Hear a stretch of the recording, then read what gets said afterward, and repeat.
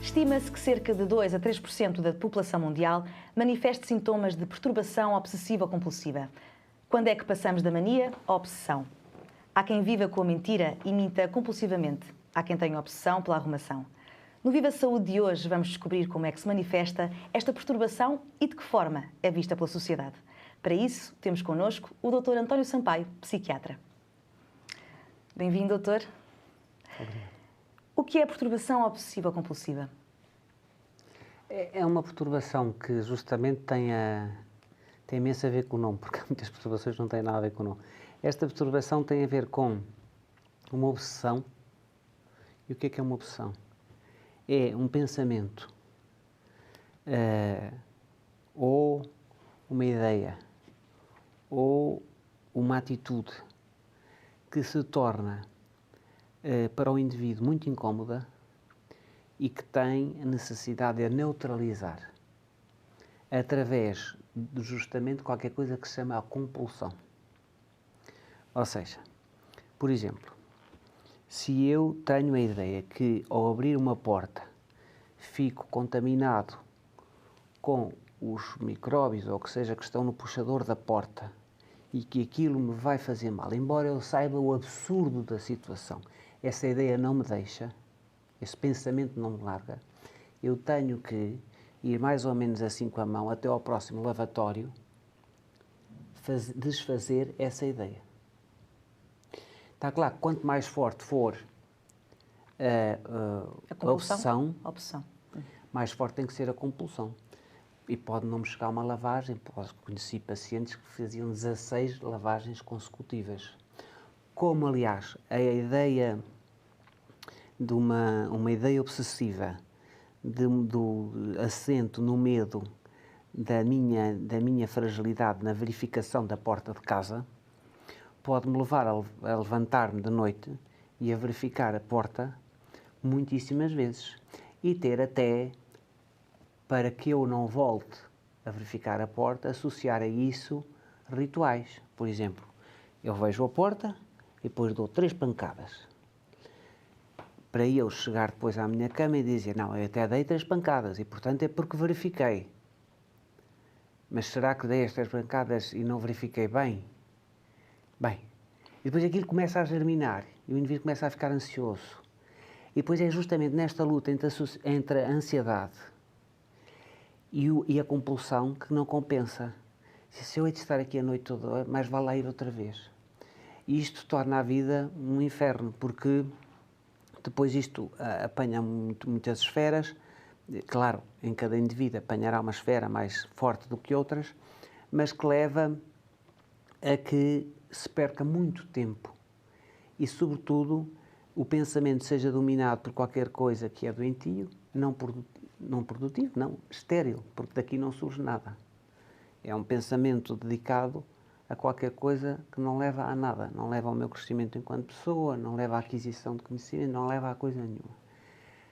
E, portanto, isto era para lhe dizer a definição da doença obsessiva-compulsiva. Estes pensamentos são pensamentos muitas vezes descritos como parasitas, porque não têm a ver com a pessoa. Por exemplo, eu tenho uma ideia de a agredir, de me atirar ao seu pescoço e sufocá-la. E essa ideia não tem a ver comigo, a minha natureza não é violenta, mas essa ideia assalta-me. E então eu tenho que fazer um ritual que é, por exemplo, fazer assim e apertar-me, para ter a certeza que as minhas mãos estão nos meus braços e assim tenho a certeza que elas não saem daqui. É uma espécie de medo que o pensamento se torne realidade. O que não torna. É preciso que os doentes saibam isto. Porque os doentes têm muito medo disto. Têm muito medo que o pensamento se torne realidade. E, portanto, a compulsão tem que ser oposta ao pensamento. Eles têm que sentir as mãos para que as mãos não sejam justamente um objeto de qualquer coisa que para eles é absolutamente estranho. Não tem nada, são pessoas que não têm nada a ver com violência e ficam pasmadas. Como é que têm pensamentos desses? E dizem no consultório, não é? Eu não tenho nada a ver com isto. Eu não sei como é que estas coisas me vêm à cabeça. Eu nunca agredi ninguém. E agora estou na rua e às vezes não me apetece sair, porque depois vêm-me aqueles pensamentos, sobretudo com mulheres, ou quando é o caso dos homens, ou com crianças, porque claro, reparo, estes homens são sempre bastante inteligentes. E então o que é que acontece? Eles pensam sempre, se for um homem robusto, que não há problema nenhum, e leva uma lambada ou um murro e aquilo fica logo arrumado. Mas e se for uma senhora frágil, e se for uma criança, quer dizer, eles vão buscar o pior para eles, aquela, está a ver? E esses doentes têm consciência? Têm toda a consciência do que estão a pensar é absurdo, Sabem do que estão a pensar é é doentio, irracional, mas depois também têm uma certa vergonha, porque os pensamentos são um bocadinho, atingem muitas vezes mesmo, quando eu digo muitas vezes é uma alta percentagem, é 90% do interdito. Por exemplo, estar numa igreja e dizer um insulto colossal à Virgem Santíssima, ou estar num sítio mais ou menos, enfim, com alguma formalidade e olhar para os genitais de quem está presente, esse tipo de coisas são sempre coisas proibidas e do interdito, que invadem estes pensamentos do indivíduo sofredor, que depois tem que fazer um esforço muito grande para, com outros pensamentos, por exemplo, rezar interiormente para que o pensamento saia. Está a ver? Sim. Há variantes disto que são absolutamente normais. Por exemplo, eu posso estar a falar de um tio meu que está com Alzheimer e dizer assim, o diabo seja cego, surdo e mudo. E, portanto, este pensamento levou à compulsão. Agora, como em tudo, em medicina, tudo é uma questão de quantidade. Isto tem a não ver com repetição. Isto não é muito importante, todos nós fazemos e não andamos a perder muito tempo com isto. Acontece ocasionalmente, vale o que vale, que é nada, pronto, é um pensamento mágico, mas não se torna uma coisa cotidiana, de todos os dias, percebe? E as causas? Há alguma causa para aparecer esta perturbação? Ou o que é que pode despoltar este tipo de perturbação? As causas, nós hoje sabemos que há, a nível neurofisiológico, uma certa hiperatividade entre o córtex pré-frontal e a parte do estriado-tálamo, ou seja, entre o córtex pré-frontal e os núcleos da base. Há uma certa atividade, um certo aumento do consumo de glicose, porque isso vê-se através do PET, do PET scan. Do PET scan. É uma tomografia por emissão de positrões. Sim. Mas a verdade é esta, é que nós não sabemos ainda se esta verificação neurofisiológica, se é ela a causa ou se é ela a consequência. Porque muitas das teorias psicológicas estão hoje a ser confirmadas pela neurofisiologia. Ou seja, há, por exemplo, existe alguma dificuldade em perceber se aquilo que se está a passar neurofisiologicamente não tem, de facto, uma gene psicológica. Em relação às genes, às causas psicológicas, há uma certa tendência destes indivíduos terem sido educados com alguns papões, isto é, com alguns limites muito rígidos da realidade, coisas do género. Ou és um homem ou não és, coisa do género, ou és... ideias fixas? Não é bem, é a rigidez das definições, que, como sabe, são um pouquinho imaturas, porque quando nós crescemos ao longo da vida percebemos que as coisas não se definem, que a maior parte do mundo vamos dizer assim, que a maior parte do mundo é feita de ideias e de conceitos, mas, isto é, Fernando Pessoa dizia, cada homem é a exceção de uma regra que não existe. E é isto mesmo, quando uma criança é assente nisto, ou seja, se permite ser uma exceção de uma regra que não existe, provavelmente não desenvolverá isto. Mas a necessidade de ser perfeito, a necessidade social da perfeição, faz com que se torne obsessivo combater alguma ideia que não é considerada pela sociedade normal. Porque se eu me permitir a ter todo o pensamento e tiver a certeza de que o pensamento é livre, é provavelmente a única coisa que temos com liberdade é o pensamento, tudo o resto não somos livres. Sim. E eu defino-me não pelo que penso, ou não pela minha liberdade de pensamento, mas pelo que faço, mas pelo o que eu permito, o que eu opto por fazer desse pensamento. Quer dizer, eu tenho muitas ideias, mas as ideias são aquelas que eu entendo que são válidas e que eu entendo privilegiar. Aí, de facto, se ensinarmos desde pequenos, isto não acontece. Pelo contrário, se houver ideias absolutamente proibidas, isto vai atacar mais facilmente. Vai deslutar mais facilmente. É curioso que nos rapazes, isto acontece entre os 6 e os 15 anos, com uma temática sexual muito intensa, no sentido do que é proibido e do que não é permitido, justamente levando a lavagem das mãos, a lavagem do corpo durante horas, uma sensação de sujidade do corpo, no sentido que emana de um pensamento que se teve, que não é de todo permitido, ou pelo menos para ele não é permitido, da educação que teve rígida.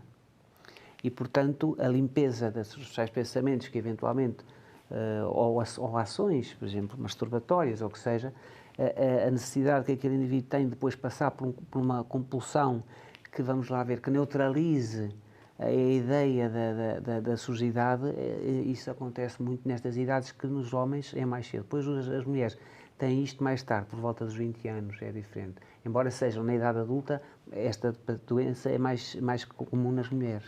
Na idade adulta? Na idade adulta, na idade jovem não, é mais comum nos jovens. Nos adolescentes e nos pré-adolescentes, há muitos jovens que lavam, então rituais de sujidade, de apertarem a mão, por exemplo, a um indivíduo que dá a ideia de poder ser doente, e depois aquela ideia, mas será que me passou, será que me contaminou? E depois terem que ir lavar sucessivamente, e depois nem sequer num consultório médico, nem sequer tocam na cadeira, se é preciso arrastar a cadeira, fazem assim, quer dizer, não tocam com as mãos, percebe? E, portanto, esta ideia às vezes é de um sacrifício, de um sofrimento muito grande, não é? Vamos só fazer uma breve pausa, doutor? Muito bem. Para mostrar a quem está lá em casa o impacto desta perturbação. Mais de 20% da população adulta a nível mundial sofre ou já sofreu de um problema de saúde mental e prevê-se que em 2020 a depressão ocupe o segundo lugar das doenças com mais prejuízos económicos. A obsessão compulsiva afeta cerca de 2,3% dos adultos. Os doentes temem a vergonha de serem descobertos e realizam com frequência os seus rituais de modo secreto. Cerca de 1/3 das pessoas com este problema encontra-se em estado depressivo quando é diagnosticada a perturbação. No conjunto, 2/3 sofrem de depressão em algum momento da vida. A discriminação dos doentes mentais continua a ser uma realidade. Confrontam-se com preconceitos que aumentam o seu sofrimento e a sua exclusão social. Apesar disso, o tratamento é efetuado com antidepressivos e psicoterapia, sendo eficaz em 60% a 80% dos casos. Quer estar sempre em contacto com o Viva Saúde? Já sabe que estamos sempre consigo no Facebook. Fale connosco e exponha-nos as suas dúvidas. Faça-o como o Ferdinando Santos, que nos perguntou: esta perturbação pode estar relacionada com uma depressão? Doutor, pode? Está quase sempre, não é? Está quase sempre relacionada com uma depressão, porque, bem, a jusante e a montante. Quer dizer, a montante porque o indivíduo considera que é frágil e que é inseguro, que de facto tem coisas que os outros não têm, tem pensamentos absurdos que as outras pessoas têm o privilégio de não ter. Portanto, há qualquer coisa, ao reconhecer que isto é perfeitamente doentio, também reconhece que ele tem, enfim, que calhou em sorte um problema e, portanto, isso deprime o indivíduo. E depois, a jusante, porque a própria perda de tempo e a própria situação leva a que chegue sempre à tarde à escola, chegue sempre à tarde aos empregos, faça figuras que tem que ou não as fazendo, tem que fazer uma pirueta. Por exemplo, lembro-me de um bancário que foi ter comigo, que tinha que contar várias vezes as notas, passava pelas mãos, depois passava pela máquina, depois passava pelas mãos, depois passava pela... Bem, aquilo lá se fazia, disfarçando o mais possível, mas a certa altura não foi possível disfarçar mais e, portanto, acabou por procurar ajuda e acabou por temporariamente ter outras funções. Mas tudo isto, como imagina, na sociedade em que estamos, em que não, enfim, que a diferença não nos é muito permitida, a não ser de uma forma mais microcósmica, mais naqueles que nos conhecem bem, embaraça e deprime. Portanto, está com certeza associada à depressão, não é? Isso claramente. E na vida profissional, agora falou-me deste caso, o que é feito? O que é feito para não excluir este tipo de doentes? E já existe alguma coisa? A nível profissional também é preciso, eu acho que as coisas como este programa é que fazem falta, quer dizer, as pessoas não têm que a nível profissional agora, à espera que um chefe não tem formação, tem formação na banca, ou o que eu estava a falar neste caso, mas há muitos casos, há casos com médicos, eu conheci um médico que usava sempre luvas, sendo que não era cirurgião, portanto, ele não podia tocar em nada com as mãos sem ser com luvas, não é?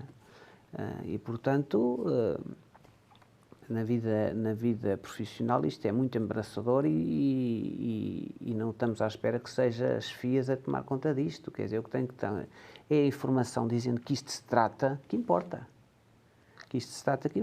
É a própria noção do indivíduo de ver hoje que a informação é bastante acessível e ver hoje que isto está descrito, qualquer um de nós procura na net, isto vem descrito e vem descrito também que é tratável e que, se não for, pode acompanhar-nos uma vida inteira. E mais, como o cérebro se cansa tanto neste tipo de situações, os indivíduos, por exemplo, dos obsessivo-compulsivos, se não se tratarem, no resto da vida normal que têm, não esquecem. Porque isto ocupa tanto, não é? Eu estou aqui a falar consigo, mas ocupa tanto o pensamento lateral que estou a ter desses tais proibidos, ocupa tanto que depois eu não me recordo da vida. Quer dizer, porque aquilo ocupa um lugar tão importante que depois as pessoas têm uma certa dificuldade em recordar as coisas que parece que seriam de facto importantes, que é quando um filho vem mostrar um trabalho de casa ou não sei o quê, porque entretanto estamos a pensar se eu estou alguma fantasia com o filho, alguma coisa que é absolutamente proibitiva e portanto tenho que pôr as mãos assim ou tenho que dizer assim e portanto o que o filho mostrou passou absolutamente para secundário. Passou ao lado. E portanto depois as pessoas vêm-se me queixar e eu não me lembro nada dos meus filhos crescerem, eu não me lembro da festa deles. E portanto isto é um handicap fabuloso, é viver-se num faz de conta da normalidade ligado ligado à loucura. E, sendo que neste caso o indivíduo sabe que está a fazer isto. E, curiosamente, há muita gente que não pede auxílio, porque tem vergonha. Vergonha? Por exemplo, acham que se me disserem eu tenho um pensamento de violar uma pessoa, pensam que eu por exemplo, um dos meus colegas quaisquer, que pega na pessoa e o mete num hospital qualquer, enfim, numa camisa de 7 varas. Que não é nada disso. Evidentemente, nós temos toda a noção que estas pessoas nunca passam ao ato. Quem passa ao ato são os psicopatas e a origem é outra coisa muito diferente. É uma outra coisa, que não tem nada a ver com isto. Isto é uma coisa que antigamente, quando havia neurose e psicose, isto é uma neurose. É a dúvida. Os franceses chamavam esta doença, nos tratados clássicos, la folie de doute, a loucura da dúvida, que é deixei ou não deixei a porta fechada, fechei a torneira ou não fechei a torneira,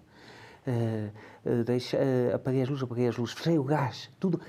Estas pessoas são pessoas que, e depois disto tudo gira acerca da sua classificação, isto é, porque, por exemplo, se virem com uma pessoa, faz de conta que a gente vivia juntos, eu digo à Rita, Rita, vai-me lá ver a porta.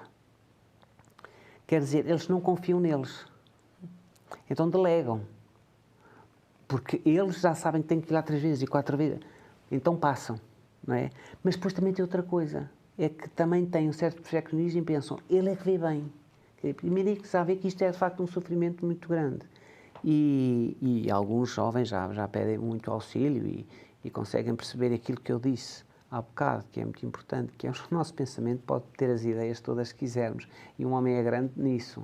Agora, temos que ter segurança em quem somos, nos valores que defendemos, e pronto, e portanto não somos exatamente, também somos mamíferos, mas não somos caracterizados por ser mamíferos.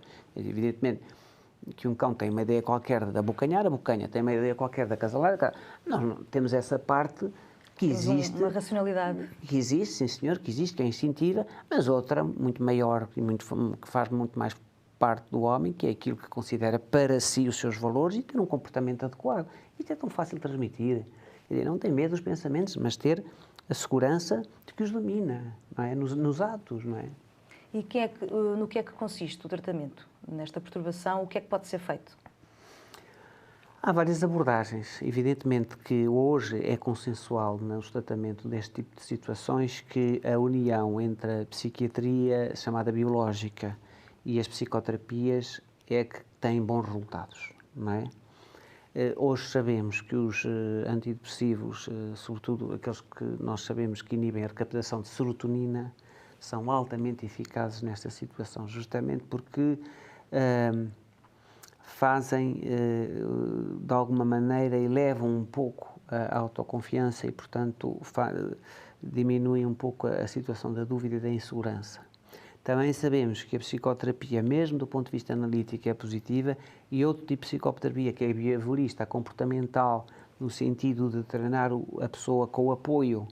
Diz, não, agora tu vais pegar, pôr as mãos no braço da cadeira e não vais lavar. Pronto, eu estou aqui ao teu lado e não vais lavar. E esta ajuda que nós precisamos do outro em sigilo profissional, não podemos andar agora na escola a pedir a alguém que nos faça isso. Com sigilo profissional é muito útil. E sentimos-nos gratificados por termos conseguido.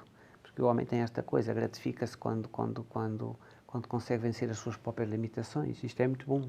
E, portanto, este prémio que dá a si próprio de vencer barreiras que lhe pareceram difíceis é muito positivo. E é por isso que a terapia comportamental é muito importante nesta situação. Mas cá está, nós não temos hoje soluções. Temos uma multidisciplina da abordagem é que leva a uma eficácia uma eficácia no tratamento, não é? E pode desaparecer esta perturbação? Pode desaparecer, sobretudo com a maturidade bem conduzida, porque, como digo, esta situação é muito baseada em pensamentos mágicos, em pensamentos que fazem muito parte de uma certa infantilidade. Existe uma diferença entre mania e obsessão? Esta perturbação? A mania em psiquiatria quer dizer outra coisa muito diferente. Sim. A mania em psiquiatria quer dizer a euforia da chamada doença maníaco-depressiva, que tem partes depressivas e outras partes eufóricas. É a mania, aquilo que me falou, aquela linguagem comum, a mania, que é uma mania por colecionar selos ou uma mania por outra coisa qualquer, é diferente. Não tem a ver com rituais? Ou tem também? Pode ter a ver com rituais. Os rituais existem na espécie, porque há crenças e há coisas que se levam a rituais. Mas cá está, não são limitantes da qualidade de vida, não é? Eu lembro-me quando era pequenino,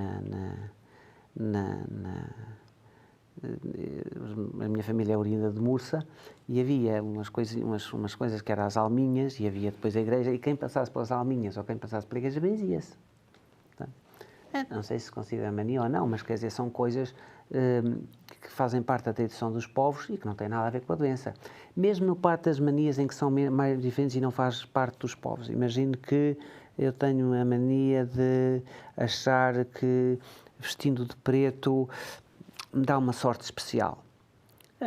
Se for só isso, também não vale a pena tratar isto. Quer dizer, toda a gente tem a sua panca e a gente tem que viver com as nossas pancas desde que não incomodemos os outros e que não seja para nós um sacrifício. Porque o problema é que esta doença... As doenças hoje em dia não se classificam muito por ser ou não doenças. Eu ainda outro dia disse a um paciente uma coisa que é muito importante. A nós cabe-nos ajudar o sofrimento. Não é tantas doenças. Por exemplo, olha, imagina a fobia dos elevadores. Quer tratar porquê? Suba as escadas, homem.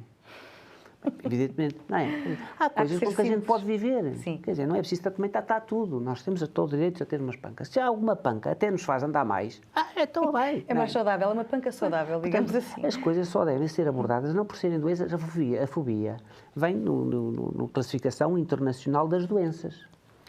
Mas a fobia, por exemplo, é uma fobia a uma aranha ou uma fobia a não sei o quê. Uma pessoa vive na cidade, quer dizer, é tão raro encontrar uma aranha que, de facto, não vale a pena fazer grandes tratamentos. Mas, no entanto, vem lá na classificação internacional das doenças. Os médicos têm que se interessar, sobretudo, e a pessoa tem que se interessar, sobretudo, por aquilo que gera sofrimento. Não é porque aquilo vem no livro internacional das doenças e então tem que se tratar. Não. Há coisas que, de facto, nem sequer devem... Só se houver sofrimento, está a ver? Sim. Mas, mesmo assim, apesar da sua abordagem, que eu acho que a sociedade ainda hoje vê este tipo de perturbação como loucura. Não, este que falamos, sim. Lá, a tal folie du doute, não é? A loucura da dúvida, isso sim. mas não na mania. A mania, nós todos temos amigos que têm umas certas manias e respeitamos perfeitamente. E depois, claro, se a pessoa tiver uma mania um bocadinho bizarra, não a vai também expor a não ser aos seus amigos mais próximos, não é? Na sociedade, no que diz respeito à perturbação obsessiva-compulsiva, de facto, há uma certa incompreensão, porque um pai que vê um rapaz adolescente a passar 2 horas no banho, não é? Tem uma certa incompreensão, e depois ele não lhe fala porquê. Primeiro porque os pais não são nossos psicoterapeutas, e depois porque falar não sei o quê que só se sente limpo debaixo d'água é uma coisa que o rapaz sabe logo, que os pais vão dizer: tu estás maluco. Portanto, há um tempo que ele tem que se adaptar à ideia de dizer aos pais, mas já no sentido ajudem-me, ou já no sentido para arranjem ajuda. E esse tempo ainda demora, porque que até lá as pessoas acham que há qualquer coisa de muito estranho. Isso acham, mas isso até certo ponto, não ao ponto da exclusão, mas até certo ponto é bom para levar o indivíduo à ajuda. Vamos ajudá-lo. Quer dizer, porque se nunca virem nada e se nunca estranharem nada, como é que fazem, não é? Claro. Isso também, até certo ponto, não tem mal haver uma certa crítica, porque estes doentes não são os coitadinhos, não é? São indivíduos que podem, de facto, procurar ajuda. E se algum de nós conhecer um amigo nosso que tem isto, há tanta coisa incurável ainda, não é? E o que é curável deve ser incentivado e não devem ser tratados como coitadinhos nunca. Há tanta coisa com que não podemos, já não vale a pena fazer nada, não é? E, portanto, ainda a maior parte alguns não, mas alguma parte da debilidade mental não se consegue fazer nada. Portanto, nestas que se consegue fazer, nestas coisas mentais que se consegue fazer, não há que ter uma postura também de coitadinhos aqui, vale a pena espicaçar às vezes um bocadinho, não é? Muito obrigada. Eu que agradeço. Obrigada. Temos todos os nossos programas disponíveis no YouTube para que possa rever e reter o mais importante. E agora, tome nota. Uma obsessão é uma ideia ou uma atitude que se torna incómoda para o indivíduo, como a obsessão pela limpeza ou pela arrumação, e que origina a compulsão. A perturbação obsessiva-compulsiva é uma neurose que prejudica seriamente a qualidade de vida dos doentes.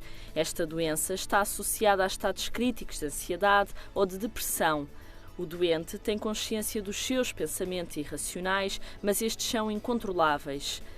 No que se refere à prevalência da doença, na idade adulta é mais frequente nas mulheres e na adolescência nos homens. O tratamento é multidisciplinar e passa pela união da psiquiatria, com a utilização de antidepressivos, e da psicoterapia.